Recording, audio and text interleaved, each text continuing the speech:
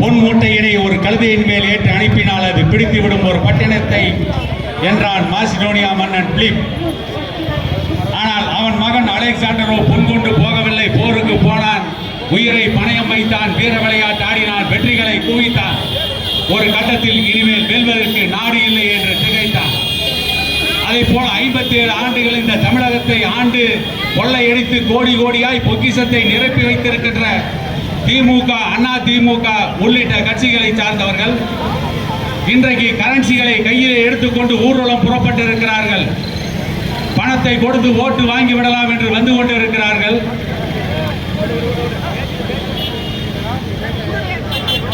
பணத்தை கொடுத்து ஓட்டு வாங்கி மீண்டும் கோட்டைக்கு சென்று விடலாம், கொட்டம் அடித்து விடலாம் என்று கோணல் புத்திக்காரர்கள் புறப்பட்டு வந்திருக்கிறார்கள். ஆனால் பாட்டாளி மக்கள் கட்சி மட்டும்தான் மக்களை நம்பி இருக்கிறது. இன்றைக்கு பாட்டாளி மக்கள் கட்சி, பாரதிய ஜனதா கட்சி கூட்டணியை பற்றி விமர்சனம் செய்கின்ற திமுக, அண்ணா திமுக உள்ளிட்ட கட்சிகள், பாட்டாளி மக்கள் கட்சி சமூக நீதிக்காக போராடுகின்ற கட்சி, பாரதிய ஜனதா கட்சி சமூக நீதியை சாய்க்கின்ற கட்சி, இவர்கள் எப்படி கூட்டணி வைத்தார்கள் என்று தமிழக முதலமைச்சருடைய அருந்தவ புதல்வன் உதயநிதி ஸ்டாலின் நேற்று தருமபுரியிலே கேட்டிருக்கிறார். உதயநிதி ஸ்டாலின் அவர்களே, உங்களுக்கு வரலாறு தெரியாமல் உளறிக் கொண்டிருக்கிறீர்கள். ஜாதிவாரி கணக்கெடுப்பு நடத்த வேண்டும் என்று பாட்டாளி மக்கள் கட்சி கோரிக்கை வைத்துக் கொண்டிருக்கிறது. ஜாதிவாரி கணக்கெடுப்பு நடத்தி இடஒதுக்கீடு உச்ச வரம்பை அதிகப்படுத்த வேண்டும் என்று கோரிக்கை எழுப்பப்பட்டிருக்கிறது தமிழ்நாட்டில். ஆனால் சமூக நீதியின் காவலர் என்று சொல்லிக் கொண்டிருக்கின்ற நீங்கள் ஜாதிவாரி கணக்கெடுப்பை நடத்தாமல் ஏமாற்றிக் கொண்டிருக்கிறீர்கள். ஆனால் பாரதிய ஜனதா கட்சி ஆட்சி நடத்துகின்ற ராஜஸ்தான் மாநிலத்தில் ஜாதிவாரி கணக்கெடுப்பு நடத்த உத்தரவிட்டு ஜாதிவாரி கணக்கெடுப்பு நடந்து கொண்டிருக்கிறது. பாரதிய ஜனதா கட்சி ஆட்சி நடத்துகின்ற மகாராஷ்டிராவில், அந்த மகாராஷ்டிரா மாநிலத்தின் பூர்வ குடிகள் போர்க்குடியாக இருக்கின்ற மராத்தியர்களுக்கு தனி இடஒதுக்கீடு வழங்கப்பட்டு விட்டது.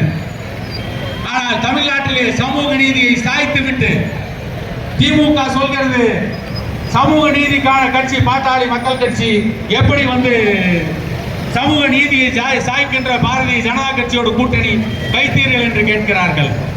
வரலாறு தெரியாமல் உளறிக் கொண்டிருக்கிறார்கள். கடந்த 2021ஆம் ஆண்டு நடைபெற்ற சட்டமன்ற தேர்தலில் திமுக வாக்குறுதி கொடுத்தது. என்ன வாக்குறுதி கொடுத்தார்கள்? நாங்கள் ஆட்சிக்கு வந்தால் தமிழ்நாட்டிலே மதுபான கடைகளை மூடிவிடுவோம். ஸ்டாலின் சொன்னார். அவருடைய அருமை சகோதரி கனிமொழி சொன்னார், தமிழ்நாட்டிலே தான் இளம் விதவைகள் அதிகம் இருக்கிறார்கள், ஆகவே டாஸ்மாக் மதுபான கடைகளை அதிமுக அரசு மூடவில்லை.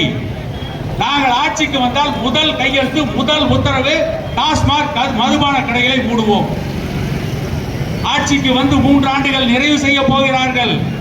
இன்று வரை அவர்களுக்கு கையெழுத்து போட பேனாவும் கிடைக்கவில்லை, உத்தரவிடுவதற்கு காகிதமும் கிடைக்கவில்லை. ஆனால் டாஸ்மாக் மதுபானங்களை விட விலை உயர்ந்த போதை பொருட்களை இன்றைக்கு தமிழகம் எங்கும் நடமாட விட்டிருக்கிறார்கள். காவல்துறையின் கைகள் கட்டப்பட்டிருக்கிறது. காவல்துறை செயலிழந்து நிற்கிறது. திமுகவின் அயலக அணி செயலாளர் ஜாபர் சாதிக் என்பவர் 2000 கோடி ரூபாய் போதைப் பொருள் கடத்தல் வழக்கில் கைது செய்யப்பட்டு சிறையில் அடைக்கப்பட்டிருக்கிறார். விடுதலை சிறுத்தை கட்சியுடைய சையத் சலீம் என்பவர் ஜாபர் சாதிக்குடைய தம்பி, விடுதலை சிறுத்தைகள் கட்சியுடைய மாநில நிர்வாகி. அவர் மீது போதைப் பொருள் கடத்தல் தடுப்பு வழக்கில் கைது செய்யப்பட்டு சிறையில் இருக்கிறார். போதைப் பொருளை தமிழகம் எங்கும் நடமாட விட்டுவிட்டு இன்றைக்கு தமிழகத்தை தன்னை சமூக நீதி கட்சி என்று பொய்யையும் புரட்டையும் உங்களிடையே சொல்லிக் கொண்டிருக்கிறார்கள். மக்களை ஏமாற்றிக் கொண்டிருக்கிறார்கள். பெண்களுக்கு 1000 ரூபாய் உதவித்தொகை தருகிறோம் என்று சொல்லி பெண்களுக்கு தகுதியை தீர்மானித்தவர்கள் இவர்கள் மட்டும்தான். இந்த 1000 ரூபாய் வாங்குவதற்கு இவர்கள் என்ன MA, MSc, PhD படித்துவிட்டு தகுதியோடு வந்தால்தான் 1000 ரூபாய் அவர்களுக்கு கிடைக்குமா? என்ன குடும்ப தலைவிக்கு தகுதி? கனிமொழியை போல ஏதாவது சிறப்பான தகுதியை எதிர்பார்க்கிறீர்களா? என்ன தகுதியை நீங்க எதிர்பார்க்கிறீர்கள்? பெண்களை கேவலப்படுத்திவிட்டு பெண்களுக்கான அரசு என்று வேறு சொல்லிக் கொள்கிறார்கள். இப்படிப்பட்ட ஒரு கேடுகட்ட தமிழ்நாடு அரசு 2019ஆம் ஆண்டு நடைபெற்ற நாடாளுமன்ற தேர்தலில் பாட்டாளி மக்கள் கட்சி அதிமுகவோடு கூட்டணி வைத்தது. அப்பொழுது இதே தொகுதியில் அண்ணன் அன்புமணி ராமதாஸ் அவர்கள் போட்டியிட்டார். அந்த தேர்தலில் கூட்டணி வைக்கின்ற பொழுது டாக்டர் ஐயா அவர்கள் வைத்த கோரிக்கை வன்னியர்களுக்கு தனி இடஒதுக்கீடு தருகிறோம் என்று சொல்லி கூட்டணி வைத்தார்கள். 2021 சட்டமன்ற தேர்தல் அறிவிக்கப்படும் வரை வன்னியர்களுக்கான 10.5% இடஒதுக்கீட்டை கொடுக்கவில்லை, ஏமாற்றினார்கள். ஆட்சி முடிவதற்கு அரை மணி நேரம் இருக்கின்ற பொழுது அவசரத்தில் அள்ளி தெளித்த கோலமாக வன்னியர்களுக்கு 10.5% இடஒதுக்கீட்டை கொடுத்தார்கள். இடஒதுக்கீட்டை கொடுத்தார்கள் என்பதை விட எடுத்தார்கள் என்பதுதான் உண்மை. கொடுத்துவிட்டு அந்த தேர்தலை சந்தித்தார்கள். 2021ஆம் ஆண்டு தேர்தலில் திமுக வெற்றி பெற்றது. 10.5% இடஒதுக்கீடு கொடுத்தவுடன் கலைஞருடைய ஸ்டாலினுடைய மருமகன் சபரீசன், இன்றைக்கு அமைச்சராக இருக்கின்ற அன்பில் மகேஷ் பொய்யாமொழி குறிப்பிட்ட ஒரு சமூகத்தை, அந்த சமூகத்தின் மாநாட்டை நடத்தி வன்னியர்களுடைய இடஒதுக்கீட்டுக்கு எதிராக நீதிமன்றத்திலே வழக்கு தொடுத்தார்கள். அந்த வழக்கின் அடிப்படையில் வன்னியர்களுக்கு இடஒதுக்கீடு ரத்து செய்யப்பட்டு விட்டது. இந்த 10.5% இடஒதுக்கீடை எடப்பாடி பழனிசாமி கொடுத்துவிட்டு தேர்தலில் தோல்வி அடைந்தவுடன் அதிமுகவை சார்ந்த ஜெயக்குமார், சி.வி. சண்முகம், கே.பி. முனிசாமி உள்ளிட்டவர்கள் எல்லாம் வன்னியர்களுக்கு இடஒதுக்கீடு கொடுத்தால்தான் அதிமுக தோற்றது என்று ஒரு போர்வையில் வடிகட்டிய பொய்யை சொன்னார்கள். அதிமுகவினுடைய ஊழல், முறைகேடுகள், லஞ்ச லாவண்யம், அதிகார துஷ்பிரயோகம், மக்கள் நலன் சார்ந்து எந்த திட்டங்களையும் செயல்படுத்தவில்லை, அதிமுகவிலே ஏற்பட்ட குழப்பம், இவற்றால் அதிமுக தோல்வி அடைந்தது. தோல்வி அடைந்துவிட்டு பழியை பாட்டாளி மக்கள் கட்சியின் மீதும் வன்னியர் சமூகத்தின் மீது, வன்னியர் சமூகத்தின் இடஒதுக்கீட்டின் மீதும் போட்டார்கள். ஆனால் அதே எடப்பாடி பழனிசாமி இப்பொழுது என்ன சொல்கிறார்? வன்னியர்களுக்கு 10.5% இடஒதுக்கீட்டை நாங்கள் தான் கொடுத்தோம். ஆனால் அதிமுகவோடு கூட்டணி வைக்காமல் அவர்கள் பாரதிய ஜனதா கட்சியோடு கூட்டணி வைத்து விட்டார்கள். நான் கேட்கிறேன், வன்னியர்களுக்கான 10.5% இடஒதுக்கீடு இன்றைக்கு அமுலில் இல்லை. அந்த இடஒதுக்கீடு இன்றைக்கு நடைமுறையில் இல்லை. வன்னியர் சமூகத்தை சேர்ந்த எந்த மாணவ மாணவியாவது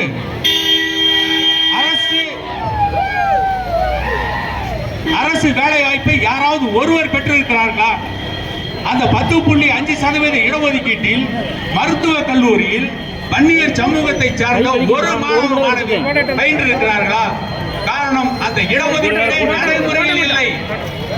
நடைமுறையில் இல்லாத இடஒதுக்கீட்டை காட்டி வன்னியர் சமூகத்தின் வாக்குகளை வழிப்பறி செய்து விடலாம் என்று அதிமுகவுடைய எடப்பாடி பழனிசாமி தலைமையிலான கூட்டம் சதி திட்டம் தீட்டி இருக்கிறது. சுருக்கமாக சொல்ல வேண்டுமானால், மாய மாரிச மானை காட்டி சீதையை ராவணன் அபகரித்து சென்றதை போல இல்லாத இடஒதுக்கீட்டை காரணம் காட்டி எப்படி தொடர்ந்து ஆண்டாண்டு காலமாக வன்னியர் சமூகத்தையும் பிற்படுத்தப்பட்ட சமூகத்தையும் ஏமாற்றினார்களோ அதை போல இந்த முறையும் ஏமாற்றி விடலாம் என்று திமுகவும் அதிமுகவும் கங்கணம் கட்டி கொண்டிருக்கிறார்கள். நேற்று தருமபுரியிலே பேசும்போது வாக்குறுதி கொடுத்திருக்கிறார் கலைஞருடைய பேரன், இன்றைய முதலமைச்சர் மு.க. ஸ்டாலினுடைய மகன் உதயநிதி ஸ்டாலின். நாங்கள் இந்த தேர்தலில் வெற்றி பெற்றால் சட்ட போராட்டம் நடத்தி வன்னியர்களுக்கு 10.5% இடஒதுக்கீடு பெற்றுத் தருவோம். விக்கிரவாண்டி தொகுதியின் சட்டமன்ற உறுப்பினர் அகால மரணம் அடைந்து விட்டார். இதற்கு முன்பு 6-7 ஆண்டுகளுக்கு முன்பு விக்கிரவாண்டி இடைத்தேர்தல். அந்த இடைத்தேர்தலில் இன்றைய முதலமைச்சர் ஸ்டாலின் ஒரு உத்தரவாதம் கொடுத்தார். நாங்கள் ஆட்சிக்கு வந்தால் வன்னியர்களுக்கு உள்ஒதுக்கீடு கொடுப்போம். மீண்டும் விக்கிரவாண்டி தொகுதி இடைத்தேர்தல் வர இருக்கிறது. இப்பொழுது உத்தரவாதம் கொடுக்கிறார் அவருடைய மகன். இந்த தேர்தலில் வெற்றி பெற்றால் நாங்கள் சட்ட போராட்டம் நடத்தி இடஒதுக்கீடு கொடுப்போம். இந்த 2 ஆண்டுகள் என்ன கோட்டையிலே புடுங்கிக் கொண்டிருந்தார்களா? கோட்டையிலே கத்தை கட்டி கொண்டிருந்தார்களா? இப்பொழுது இவர்கள் ஆட்சி தானே நடக்கிறது. நீதிமன்றம் உத்தரவிட்ட பிறகு ஒரு ஆணையம் அமைத்தார்களே, வன்னியர்களுடைய இடஒதுக்கீட்டுக்காக அந்த ஆணையம் கொடுத்த தரவுகள் என்ன? அந்த ஆணையம் கொடுத்த அறிக்கை என்ன? அந்த ஆணையம் கொடுத்த அறிக்கை என்ன? இன்று வரை வெளியிடவில்லை. முழு பூசணிக்காயை சோற்றிலே மறைத்துவிட்டு தருமபுரியில் வந்து நின்று நாங்கள் சட்ட போராட்டம் நடத்துவோம். நீங்கள் சட்ட போராட்டம் நடத்திய லட்சணத்தை தான் நாங்கள் பார்த்து கொண்டிருக்கிறோம். நீங்கள் எப்படிப்பட்ட சட்ட போராட்டம் நடத்துவீர்கள் என்பதை கடந்த கால வரலாறு காட்டியிருக்கிறது. அந்த அளவிற்கு ஒரு மோசமான கேடுகட்ட ஆட்சி இன்றைக்கு தமிழகத்திலே நடந்து கொண்டிருக்கிறது. அது நம்முடைய சட்டமன்ற உறுப்பினர், இந்த மேட்டூர் தொகுதியின் சட்டமன்ற உறுப்பினர் சட்டமன்றத்திலே பேசினார். வைகை அணை கட்டப்படுகின்ற பொழுது அந்த மக்கள் பட்ட பாடு, அந்த மக்கள் பட்ட துன்பங்களை கள்ளிக்காட்டு இதிகாசம் என்று ஒரு புத்தகத்தை எழுதினார் கவி பேரரசு வைரமுத்து. நம்முடைய சட்டமன்ற உறுப்பினர் தான். சட்டமன்றத்திலே அங்கு மட்டுமல்ல, மேட்டூரிலும் ஒரு கள்ளிக்காட்டு இதிகாசம் இருக்கிறது. இங்கே மேட்டூர் அணை கட்டப்படுகின்ற பொழுது இங்கே சாம்பள்ளி என்கின்ற ஒரு கிராமமே அழிந்தது. அந்த கிராமத்திலே இருந்த விவசாயிகள் அல்லல்பட்டார்கள். அதற்கு பிறகுதான் புது சாம்பள்ளி உருவானது. இந்த வரலாறை எல்லாம் சட்டமன்றத்திலே பேசினார். ஆனால் பக்கத்திலே கண்ணு கெட்டும் தூரத்தில் மேட்டூர் அணை இருக்கிறது. காவிரியுடைய வெள்ளம் கரமுரண்டு ஓடுகிறது. இந்த மேட்டூர் அணைக்கு பக்கத்திலே இருக்கின்ற 2 கிலோமீட்டர், 3 கிலோமீட்டர், 4 கிலோமீட்டர் தூரத்திலே இருக்கின்ற மக்களுக்கு மேட்டூர் அணையின் நீர் கிடைக்கவில்லை. விவசாயத்திற்கு உபரி நீர் கிடைக்கவில்லை. 40 ஆண்டுகள் பாட்டாளி மக்கள் கட்சி போராடுகிறது. 40 ஆண்டுகளுக்கு மேலாக போராடி கொண்டிருக்கிறோம். இந்த மேட்டூருக்கு பக்கத்து தொகுதி எடப்பாடி தொகுதியில் 3 ஆண்டுகள் முதலமைச்சராக இருந்தார் எடப்பாடி பழனிசாமி. தற்பொழுது சட்டமன்ற எதிர்க்கட்சி தலைவர். இந்த மேட்டூர் தொகுதியுடைய நாடாளுமன்ற உறுப்பினராக செந்தில்குமார் 5 ஆண்டுகள் இருந்தார். டாக்டர் செந்தில்குமார். இவர்கள் எல்லாம் சாதித்தது என்ன? எதையும் சாதித்து விடவில்லை. இந்த மேட்டூர் தொகுதி மக்களுக்காக, மேட்டூருடைய மண்ணின் மைந்தர்களுக்காக இவர்கள் போட்ட திட்டம் என்ன? இந்த மக்களுடைய வாழ்வாதாரத்திற்காக இவர்கள் சாதித்தது என்ன? இவர்கள் எதையும் சாதிக்காமல் மக்களை முழுவதும் ஏமாற்றிக் கொண்டே இருக்கிறார்கள். இன்றைக்கு ஊடகங்களில் கருத்து கணிப்பு வருகிறது. கருத்து கணிப்பு என்கின்ற பெயரில் ஒரு கருத்தை திணித்துக் கொண்டிருக்கிறார்கள். 40 தொகுதிகளும் திமுக வெற்றி பெறும். ஒரு வாதத்திற்காகவே வைத்துக் கொள்வோம். 40 தொகுதிகளிலும் திமுக வெற்றி பெறுவதாகவே கூட இருக்கட்டும். கடந்த 5 ஆண்டுகள் திமுக, விடுதலை சிறுத்தைகள் கட்சி, காங்கிரஸ் கட்சி, திமுகவுடைய கூட்டணி கட்சியை சார்ந்த 38 நாடாளுமன்ற உறுப்பினர்கள் பாராளுமன்றத்திலே இருந்தார்களே, அவர்கள் 5 ஆண்டுகள் சாதித்து கிழித்தது என்ன? எந்த ஊடகமாவது கேள்வி கேட்டிருக்கிறதா?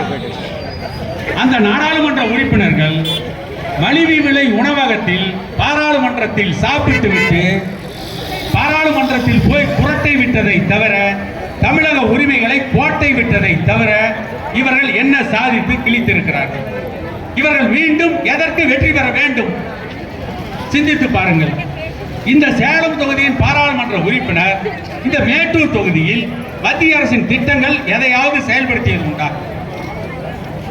மாறாக திமுகவுடைய நாடாளுமன்ற உறுப்பினர், கடலூர் தொகுதியின் நாடாளுமன்ற உறுப்பினர் டிவிஆர் ரமேஷ், அவருக்கு சொந்தமான முந்திரி தொழிற்சாலையில் ஒரு தொழிலாளியை கொலை செய்தார். அந்த கொலை மறைக்கப்பட்டு தமிழின போராளி டாக்டர் ஐயா அவர்களுடைய மிகப்பெரிய போராட்டத்திற்கு பிறகுதான் திமுகவின் நாடாளுமன்ற உறுப்பினர், கடலூர் தொகுதியின் நாடாளுமன்ற உறுப்பினர் டிவிஆர் ரமேஷ் கைது செய்யப்படுகிறார். இப்படி 1-2 அடுக்கிக் கொண்டே போகலாம். திமுக ஆட்சி இவருடைய மோசமான ஆட்சி. பால் விலையிலிருந்து நூல் விலை வரை ஏற்றப்பட்டிருக்கிறது. மின்சார கட்டணம் உயர்த்தப்பட்டிருக்கிறது. முத்திரைத்தாள் கட்டணம் உயர்த்தப்பட்டிருக்கிறது. இங்கே ஒன்று மட்டும்தான் உயர்த்தப்படவில்லை. உயர்த்தப்படாது என்னவென்று கேட்டால், பெண்களுடைய வாழ்க்கை தரம் முற்றிலும் உயர்த்தப்படவில்லை. பெரியோர்கள், தாய்மார்கள் பல இன்னல்களுக்கு ஆளாகி கொண்டிருக்கிறார்கள். தமிழ் சமூகம் மிகப்பெரிய துன்பத்தை சந்தித்துக் கொண்டிருக்கிறது. இப்பொழுது ஊடகங்களும் திமுகவை சார்ந்தவர்களும் என்ன பேசுகிறார்கள்? பக்கத்திலே இருக்கின்ற கொளத்தூர் காவேரிபுரத்தில் இஸ்லாமிய சமூகத்தை சார்ந்தவர்களிடம் நம்முடைய வேட்பாளர் சௌமியா அன்புமணி அவர்கள் இந்தியிலே பேசிவிட்டாராம். அது மிகப்பெரிய தேச துரோக குற்றம், இந்தியிலே பேசியது தவறு என்று பல ஊடகங்கள் திமுகவை சார்ந்தவர்கள் சொல்லிக் கொண்டிருக்கிறார்கள். இவர்கள் சொல்வது சௌமியா அன்புமணி அவர்கள் இந்தியிலே பேசியது குற்றம், இந்தியிலே பேசுவது குற்றம் என்று சொல்கிறார்கள். நான் கேட்கிறேன், 1965ஆம் ஆண்டு தமிழகத்திலே காங்கிரஸ் கட்சி ஆட்சியிலே இந்தி திணிப்பை எதிர்த்து திமுக போராடுகிறது. இந்தி திணிப்பை எதிர்த்து போராடிய மாணவர்களை காக்கை குருவிகளை சுட்டுக் கொள்வதை போல சுட்டுக் கொன்றது அன்றைய திமுக காங்கிரஸ் அரசு. சென்னையிலே ஊர்வலம் நடத்திய மாணவர்கள் மீது குதிரையை விட்டு குதிரையின் புலம்படியில் நசுக்கினார்கள். இந்தி திணிப்பை எதிர்த்து போராடியதாக சொல்லிக் கொண்ட திமுக இன்றைக்கு காங்கிரஸ் கட்சியோடு கூட்டணி வைத்துக் கொண்டிருக்கிறார்களே, இதை விட ஒரு கேவலமான கூட்டணி உண்டா? சௌமியா அன்புமணி அவர்கள் இந்தியிலே பேசியதை பற்றி விமர்சனம் செய்வதற்கு இவர்களுக்கு தகுதி யோகியதை உண்டா? இன்றைக்கு மணிப்பூருக்காக கொக்கரிக்கிறார்கள், மணிப்பூருக்காக கூக்குரல் இடுகிறார்கள். மணிப்பூரில் கொடுமை நடந்து விட்டது என்று உதயநிதி ஸ்டாலின் நேற்று கூட தருமபுரியிலே பேசி இருக்கிறார். இலங்கையிலே தமிழ் சமூகம் தமிழினம் கொன்று குவிக்கப்பட்ட பொழுது, தமிழ் பெண்கள் மானபங்கப்படுத்தப்பட்ட பொழுது, தமிழ் பெண்களுடைய கற்பை துப்பாக்கி முனையிலே சிங்கள ராணுவம் சூறையாடிய பொழுது 3 மணி நேரம் உண்ணாவிரத நாடகம் நடத்தியவர் உதயநிதி ஸ்டாலினுடைய தாத்தா கலைஞர் கருணாநிதி. 6 மணிக்கு கடற்கரையிலே போய் அமர்ந்தார். தலைமாட்டிலே ஒரு மனைவி, கால் மாட்டிலே ஒரு துணைவி, ஒரு கதாநாயகன், 2 கதாநாயகிகள். நாடகம் நடத்தினீர்கள். 3 மணி நேரம் உண்ணாவிரத நாடகம்.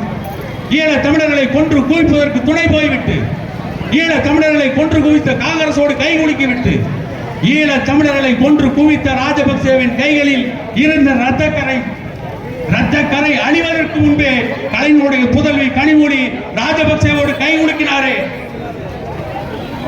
அதைவிட ஒரு கொடுமை இந்த தேசத்திலே உண்டா? பச்சிலம் பாலச்சந்திரன் சுட்டுக் கொல்லப்பட்டான்.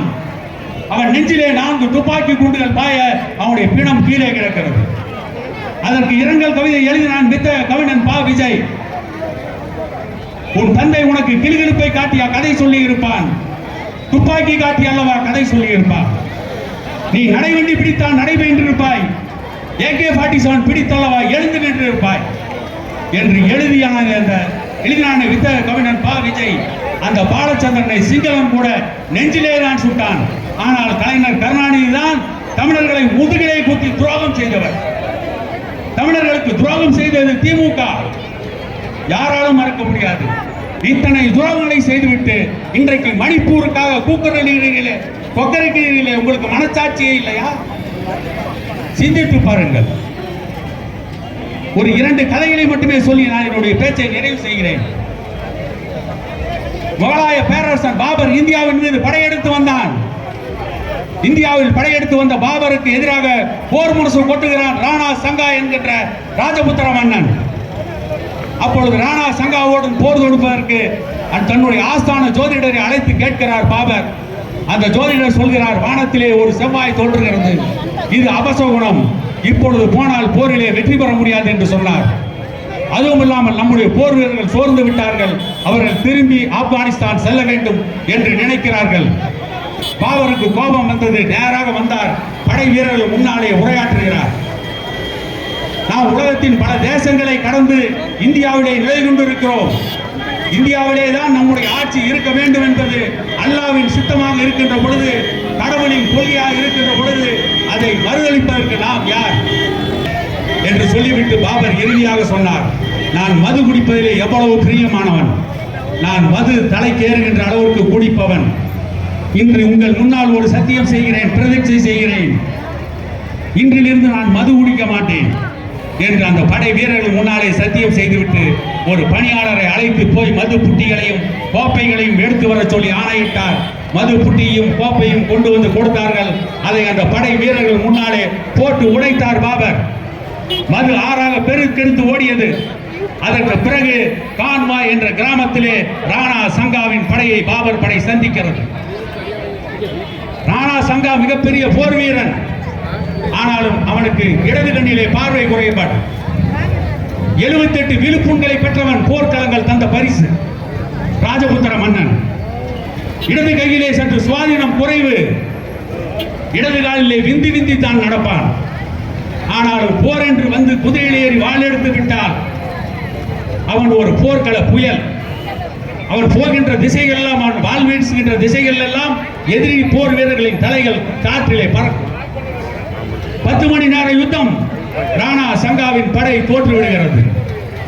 ராணா சங்காவின் படை தோற்ற பிறகு கணக்கெடுத்து பார்க்கின்ற பொழுது வட இந்தியாவில் வீரமிக்க ராஜபுத்திர குடும்பத்தில் ஒவ்வொரு குடும்பமும் ஒரு வீரனை இழந்திருந்தது.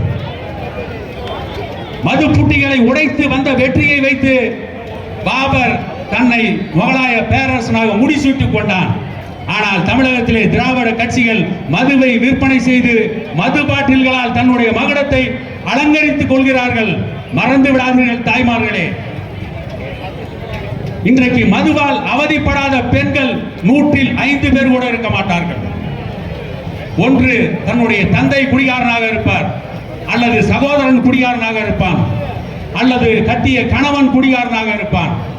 ஒவ்வொரு குடும்பத்திலும் குடிகாரர்களே இல்லாத குடும்பத்தை உருவாக்கிய பெருமை கலைஞர் கருணாநிதியை மட்டுமே சாரும். கலைஞர் கருணாநிதிக்கு கடற்கரையிலே பேனா நினைவு சின்னம் அமைக்க வேண்டும் என்று கேட்கிறார்கள். நான் இந்த இடத்திலிருந்து சொல்கிறேன், கலைஞருக்கு எதற்கு பேனா நினைவு சின்னம்? கலைஞர் சில புத்தகங்கள் எழுதியிருக்கிறார். புரளோவியம், சங்க தமிழ், ரோமாபுரி பாண்டியன் என்று ஒரு சில புத்தகங்கள் எனக்கு தெரியும். இங்கே கூடியிருக்கின்ற பெரியோர்கள் தாய்மார்களுக்கு கலைஞர் எழுதிய புத்தகம் தெரியுமா? தெரியாது. ஆனால் கலைஞர் கொண்டு வந்து கொடுத்த மது இன்றைக்கு தமிழ்நாட்டில் இருக்கிற அத்தனை பேருக்கும் தெரியும். கலைஞருக்கு ஒரு நினைவு சின்னம் வைக்க வேண்டும் என்றால் கலைஞருக்கு கடற்கரையில் மது கோப்பையை தான் நினைவு சின்னமாக வைக்க வேண்டும். அதுதான் கலைஞருக்கு கொடுக்கின்ற மரியாதை, அதுதான் கலைஞருக்கு கொடுக்கின்ற கௌரவம். புரளோவியம் எழுதினார் கலைஞர். கல்லுண்ணாமை என்று 10 திருக்குறள் இருக்கிறது. மறந்துவிட வேண்டாம். திமுகவை சார்ந்தவர்களும் இங்கே இருக்கின்ற பாட்டாளி சொந்தங்களும் குறிப்பாக பெண்கள் தெரிந்து கொள்ள வேண்டும் என்பதற்காக பேசுகிறேன். இந்த நாட்டிலே குடிகாரர்களை ஒதுக்கி வைத்த வாழ்ந்த பண்பாடும் கலாச்சாரமும் தமிழ் சமூகத்திற்கு மட்டுமே சொந்தம். மேற்கத்திய நாடுகள், ஐரோப்பிய நாடுகளிலே குடிப்பது ஒரு ஃபேஷன், குடிப்பது ஒரு நாகரிகம், குடிப்பது ஒரு கலாச்சாரம், குடிப்பது ஒரு பண்பாடு. ஆனால் இந்த தமிழினத்தில் எந்த ஜாதியாக இருந்தாலும் சரி, எந்த மதமாக இருந்தாலும் சரி, குடிப்பது பெரும் குற்றம், குடிப்பது பெரும் பாவம். இப்படித்தான் இந்த சமூகத்தை கட்டமைத்தார்கள், வளர்த்தார்கள். ஆனால் இந்த சமூகத்தை கலைஞரை போல வேறு யாரும் சீரழித்து இருக்க முடியாது. இப்பொழுது சீரழிவும் செய்துவிட்டு தமிழ்நாட்டை நாங்கள் தான் காப்பாற்றுகிறோம். இப்பொழுது ஒரு புதிய வசனத்தை சொல்கிறார் முதலமைச்சர் மு க ஸ்டாலின். இந்தியாவை காப்போம். தமிழகத்தை காப்பாற்றி கிழித்து விட்டார்கள், இந்தியாவை காப்பாற்ற போகிறார். தமிழகத்தை சீரழித்து விட்டார்கள், இந்தியாவை போய் காப்பாற்ற போகிறார்கள். பக்கத்திலே இருக்கின்ற காவிரி ஆறு வறண்டு கொண்டிருக்கிறது. காவிரியிலே நமக்கான ஜீவாதார உரிமையை பெற்றுத் தருவதற்கு திராணி இல்லாத, தெம்பில்லாத திமுக அரசு, அதற்காக குரல் கொடுக்க முடியாத அண்ணா திமுக எதிர்கட்சி தலைவர் எடப்பாடி பழனிசாமி, பாட்டாளி மக்கள் கட்சி, பாரதிய ஜனதா கட்சி கூட்டணியை பற்றி குறை சொல்ல வருகிறார்கள். எவ்வளவு கேடுகட்ட கட்சிகள், எவ்வளவு மோசமான ஆட்சிகள். நான் சமீபத்தில் கூட உதயகீதம் என்ற ஒரு திரைப்படம், நான் சிறுவனாக இருந்த பொழுது பார்த்த திரைப்படம். அந்த திரைப்படத்திலே அந்த கதாநாயகி காண்டசா என்கின்ற காரில் வருவார். அன்றைக்கு அந்த காண்டசா கார் தான் விலை உயர்ந்த கார். ஆனால் இன்றைக்கு காலங்கள் வேகமாக உருண்டோடி விட்டது, வரலாறு மாறிக்கொண்டிருக்கிறது. அந்த காண்டசா கார் இருந்த இடம் தெரியாமல் போய்விட்டது. இன்றைக்கு BMW, பென்ஸ், டொயோட்டோ, ஆடி கார்கள் ரோட்டிலே போய்கொண்டிருக்கிறது. ஆனால் அன்றைக்கு இருந்த அதே திராவிட ஆட்சிகள் மட்டுமே இன்றைக்கும் தமிழகத்திலே நீடிக்கிறது. காரணம் திரைப்பட மாயை. திரைப்படங்கள் ஒரு காலத்தில் எப்படி எடுத்தார்கள்? படித்து முடித்து வேலைக்கு போய் வாழ்க்கையிலே செட்டில் ஆனதற்கு பிறகு காதல். அப்படித்தான் ஒரு காலத்தில் திரைப்படங்கள். 1980களில் நாங்கள் படிக்கும் பொழுது கல்லூரிகளிலே காதலிப்பதை போல திரைப்படம் எடுத்தார்கள். நாளாக இப்பொழுது 5ஆம் வகுப்பு பிள்ளைகள் படிப்பதை போல காதல். போதைப் பொருள் பழக்கத்தை தமிழ்நாட்டிலே ஊக்குவித்துவிட்டு இன்றைக்கு போதைப் பொருள் பழக்கத்திற்கு எவன் அடிமையாக இருக்கிறானோ அவனையே பெண்கள் காதலிப்பதை போல மோசமான திரைப்படங்களை தமிழ்நாட்டிலே உலாவ விட்ட குற்றவாளி திமுகவும் கலைஞரும். நாடக காதலை ஊக்குவிப்பது திருமாவளவன் என்றாலும் கூட அந்த நாடக காதலுக்கு உயிர் கொடுத்தது திமுக. பெண்களுக்கு தவறான எண்ணங்களை உருவாக்கியது திமுக.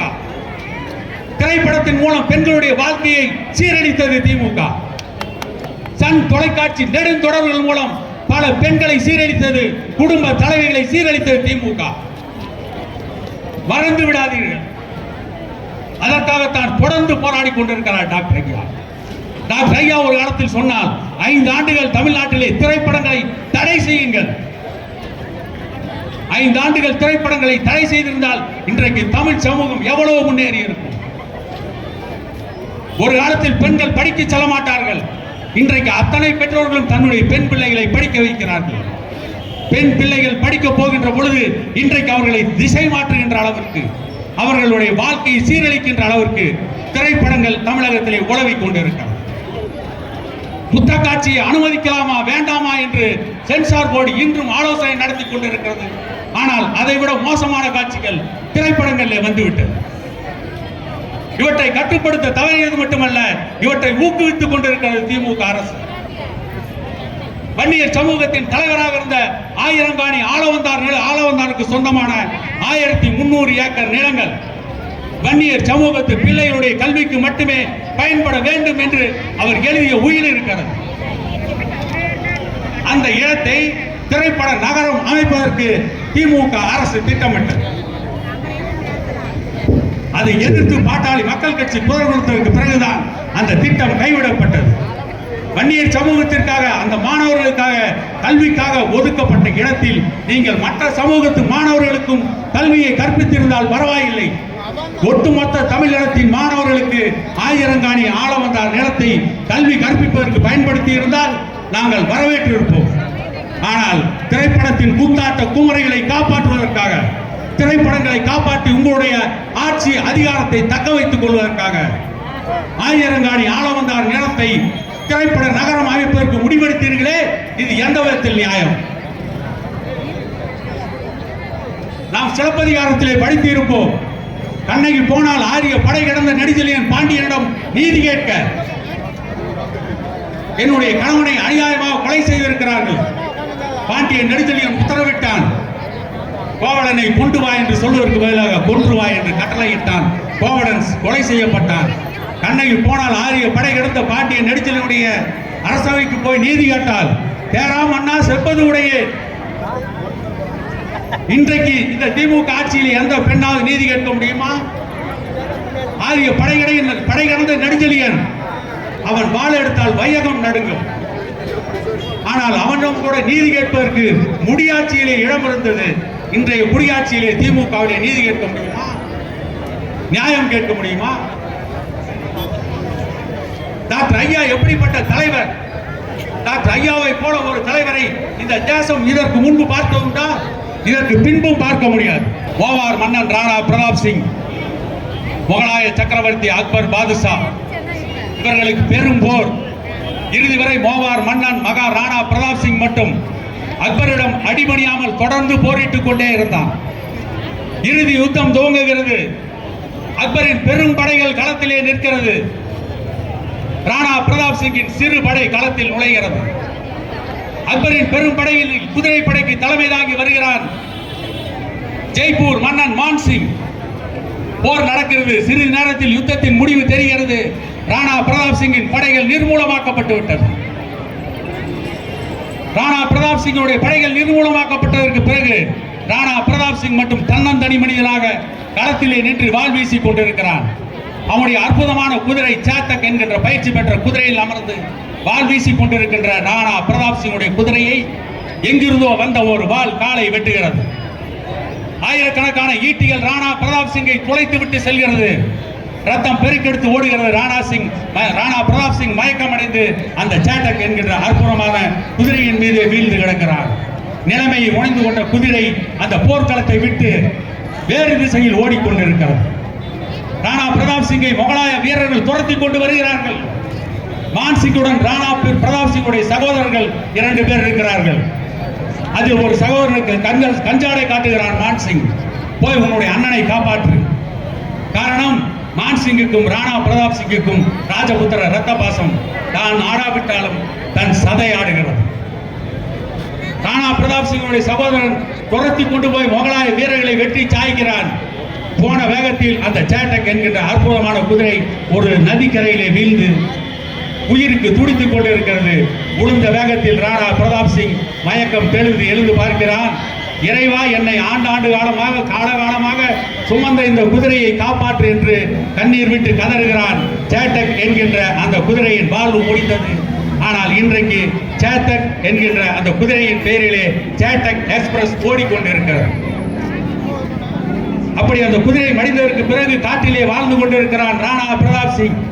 காட்டிலே வாழ்ந்து கொண்டிருக்கின்ற ராணா பிரதாப் சிங்குடைய மகனுக்கு காட்டு புள்ளியிலே ரொட்டி செய்து கொண்டு வைக்கிறான். அந்த ரொட்டியை ஒரு ஓனாய் தூக்கி கொண்டு ஓடுகிறது. அப்பொழுது சொல்கிறான் ராணா பிரதாப் சிங், இந்த காட்டு புள்ளியிலே செய்த ரொட்டி கிடைக்காவிட்டாலும் என் மண்ணில் ஓடுகின்ற நதி இருக்கின்ற வரை, இந்த நதியின் நீரை பருகுகின்ற சக்தி இருக்கின்ற வரையில் போராடுவேன். அந்த நதியும் பற்றிவிடுமானால் என்னுடைய மண்ணில் வீசுகின்ற காற்றை சுவாசிக்கின்ற சக்தி இருக்கின்ற வரையில் போராடுவேன். உயர்த்திய போர்வாளை கீழே போட மாட்டேன் என்று சொன்ன ராணா பிரதாப் சிங் எந்த நேரத்தில் சொன்னார்? ஆட்கள், அம்புரா தூண்கள், ஆலவட்டங்கள், அரண்மனைகள், அந்த புறங்கள், ஐம்பொன் மாடங்கள், அம்புகள், கொம்புகள், ஆணைகள், சேனைகள், படை பரிவாரங்கள், கோட்டை கொத்தளங்கள் அனைத்தையும் இழந்ததற்கு பிறகு சொன்னார், உயர்த்திய போர்வாளை கீழே போட மாட்டேன். அந்த ராணா பிரதாப் சிங்கை போல இந்த தமிழ் சமூகத்தின் உரிமைகளுக்காக இறுதி வரை போராடுகின்ற ஒப்பற்ற ஒரே தலைவர் டாக்டர் ஐயா மட்டுமே.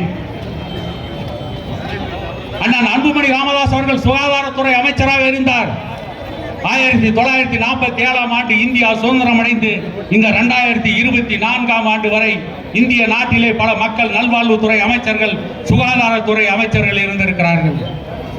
ஆனால் உலக சுகாதாரத்துறை அமைச்சர்கள் மாநாட்டை தலைமை ஏற்று நடத்திய ஒரே தலைவர் அண்ணன் அன்புமணி ராமதாஸ் அவர்கள். கிராமப்புற சுகாதார திட்டம் என்ற ஒரு அற்புதமான திட்டத்தை அண்ணன் அன்புமணி ராமதாஸ் கொண்டு வந்தார். அது என்ன கிராமப்புற சுகாதார திட்டம்?